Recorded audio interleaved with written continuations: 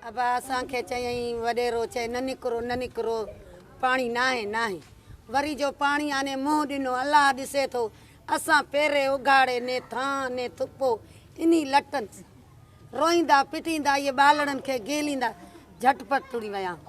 जहाज़ वागो कंदो आहे ईअं आवाज़ कंदो आहे पर पाणी 7 फुट हुयो जेसि ताईं वरी रोड जो पाणी हलियो वञी तव्हां जेसि क्रॉस करे रोड तेसि पाणी असां छबर ॿबर ॿुॾी वियासीं कुझु बि न बचो। जेकॾहिं असांजा ॿार बचा हे हो रड़ी पिया कनि तव्हां पिया कनि दहिलजी विया ॿार एॾा परेशान थी वियासीं त हाणे छा कयूं।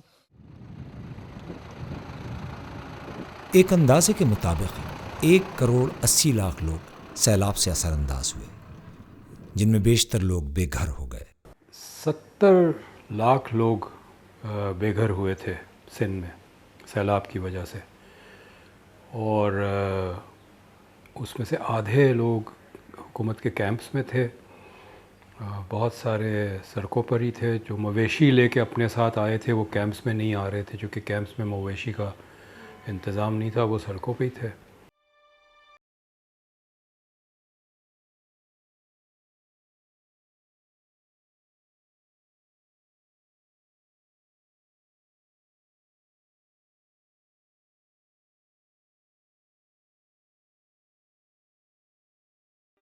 रोडन ते वेठो कोई काथे वेठो कोई फंड कोई मानी जहाजन ते ॾियनि पिया ग़रीबनि खे वीचारनि खे बाक़ी त न हुई का शइ देगड़ी बि न हुई जो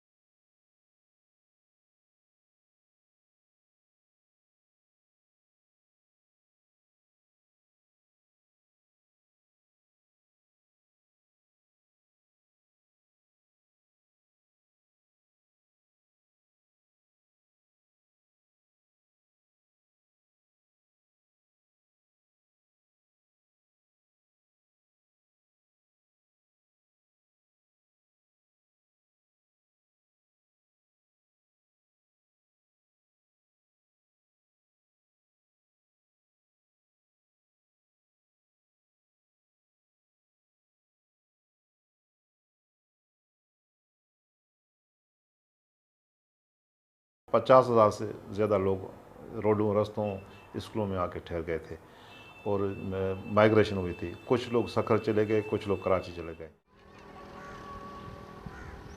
हुकूमत, बैनुल अक़वामी इदारे, सिविल सोसाइटी और दीगर कम्युनिटीज़ ने अवाम की मदद की, लेकिन यह अंदाज़ा हो गया कि इतने बड़े तूफ़ानी सैलाब से मुतासिरा इलाक़ों के लिए ये मदद नाकाफ़ी थी। जब लोग अपने गांव और बस्तियों से बाहर निकले और इमदादी इदारों और मीडिया के नज़र में आए तो ये बात बावर हुई कि इन देही इलाक़ों में आम तौर पर ज़िंदगी कितनी कठिन है।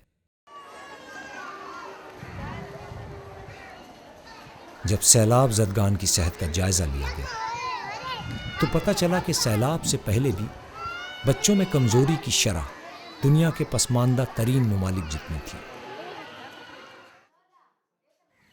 सैलाब ज़दा इलाक़ों में ज़्यादातर घरानों के पास ज़मीन की मिल्कियत नहीं थी। ज़रई ज़मीन तो दूर की बात है, बेशतर के पास तो अपने रहने की जगह की मिल्कियत भी नहीं थी। शिकारपुर में तो महर सरदारों का इतना ज़्यादा असर है कि रेवेन्यू डिपार्टमेंट हो या कोई दूसरा भी डिपार्टमेंट हो, वो उनकी मर्ज़ी के बगैर जो है वो कुछ भी नहीं करता। कब्ज़ा उनका हो गया, नाम किसी का भी है, उससे फ़र्क नहीं पड़ता। वो जिसका कब्ज़ा हो जाता है वही उसकी जो फसल भी उठाते हैं, और वो बेचारे जिनकी ज़मीन होती हैं हकीकी तौर पर वो उनको मिन्नतें करते ही रह जाते हैं, लेकिन होता कुछ नहीं। सैलाब ने जहाँ इंसानी महरूमियों से पर्दा हटाया, उसी जगह ये भी दिखाया कि माशरा किस किस तरह की नाहमवारियों में बटा हुआ है। मर्द और औरत के बीच, सेहतमंद और कमज़ोर के दरमियान, ज़मींदार और हारी या मज़दूर के माबैन, नाम नहाद ऊंची और निचली ज़ातों में। आम हालात में रियासत ताकतवर तबकों के लिए काम करती है। पॉलिसियाँ एक मखसूस तबके के हक़ में ही बनती हैं। वसाइल का एक बड़ा हिस्सा फ़ौजी खराजात पर सर्फ किया जाता है, न कि तालीम, सेहत और इंसदाद गुर्बत पर। ڈیولپمنٹ ایکسپینڈیچرز بھی دیکھیں تو اس میں بھی آپ کو یہ نظر آئے گا کہ صرف انہی شعبوں پر فوکس کیا جاتا ہے جو بہت مخصوص طبقے کو فائدہ پہنچاتے ہیں. جیسے کہ اگر ہم دیکھیں کہ ہائر ایجوکیشن بجٹ اگر ہم دیکھیں تو اس میں ہائر ایجوکیشن بجٹ جو ہے وہ پرائمری ایجوکیشن سے 3 گنا زیادہ بڑا ہے، حالانکہ وہ صرف ایک بہت ہی مخصوص طبقے کو کیٹر کرتا ہے. اس کے بعد اگر آپ اس سال کا جو اسلام آباد میں میٹرو بس سروس بنائی جا رہی ہے اس کا بجٹ دیکھیں اور پورے ملک کے ہیلتھ کیئر کا بجٹ دیکھیں تو وہ تقریباً برابر ہیں. بہت سارے لوگ ایسے بھی تھے جن کا بے گھری کے عالم میں پہلی بار جدید صحت، تعلیم، صاف پانی اور نکاسی کی سہولتوں کا تجربہ ہوا. کئی خواتین پہلی مرتبہ اپنے گھروں سے باہر نکلی اور باہر کی دنیا کو دیکھا. اور جو اس وقت کے بھی فوائد تھے جو ہو سکتے تھے ان کو کیپٹلائز نہیں کیا گیا. اس وقت بہت ساری چیزیں کی جا سکتی تھیں جو سندھ میں دیہات کا سٹرکچر ہے اس میں تبدیلی کی جا سکتی تھی. جو غریب کاشتکار ہے یا جو غریب لوگ ہیں ان کا ایک بہت بڑا مسئلہ ان کی رہائش کی جگہ کی اونرشپ کا ہوتا ہے. تو اونرشپ کو صحیح طرح سے ڈٹرمن کیا جا سکتا تھا. نئے گاؤں ڈیزائن کیے جا سکتے تھے جن کی سائز بڑی ہو تاکہ وہاں سروسز پہنچانا آسان ہو. تو وہ ساری چیزیں جو ہیں وہ نہیں ہوئیں. یہ عام شکایت تھی کہ حکومت اور فوج کے طاقتور حلقوں نے بند اس طرف سے توڑے کہ سیلابی ریلے کا رخ ان کی اپنی جائیداد سے دور رہے.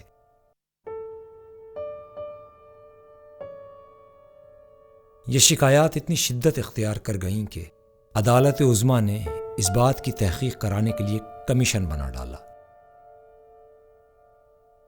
صوبائی حکومتوں نے بھی اس طرح کے کمیشن بنائے. اگرچہ شواہد نہ ہونے کی وجہ سے شکایات اور الزامات ثابت نہ ہو سکے، ان کمیشنوں نے اس بات پر خاص توجہ دی کہ سیلاب کا مقابلہ کرنے کے لیے حکومتی محکمات کی کارکردگی نااہلی اور افراتفری کا شکار رہی.